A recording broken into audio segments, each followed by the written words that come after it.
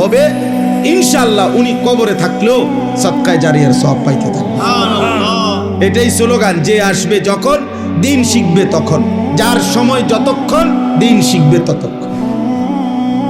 আমার শেষ কথা ভাইয়া বোন রাখতে হবে, আগামী 12 তারিখ পৃথিবীর শেষ নির্বাচন না, বাংলাদেশেরও শেষ নির্বাচন না।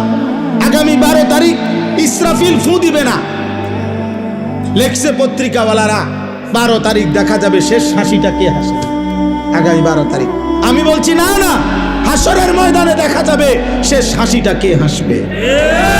খোদার কসম, শেষ হাসি হাসরের দিন।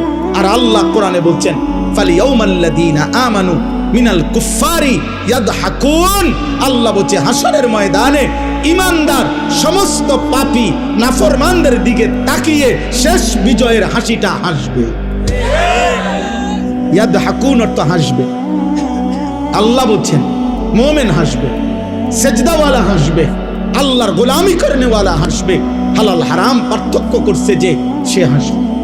এই জন্য যুবক তোমরা আরো বাঁচবা, আল্লাহ তোমার ঘরে হায়াত দিক, তোমাদের 14 বছর 16 বছর 18 বছর 20 বছর মাত্র, আল্লাহ যদি তুম করে হায়াত দেয় আগামী 40 বছর তোমাদের সামনে আরো তোমরা বাঁচবা।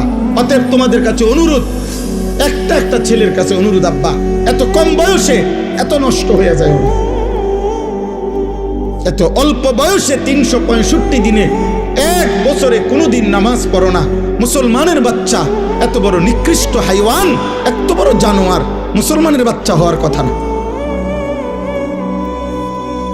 মুসলমানের ঘরে জন্ম নিয়ে 24 ঘন্টা এত নারী, এত উলঙ্গ ছবি, মুসলমানের বাচ্চা ইমানদারের রক্ত থেকে এত নিকৃষ্ট দুর্গন্ধ বাইর হবার কথা না রে বাপ।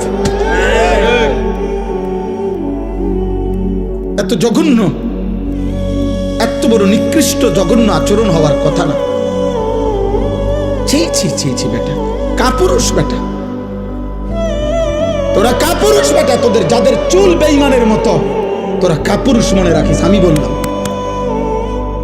বুজদিল বেটা, কাপুরুষ ভীরু বেটা, তোমার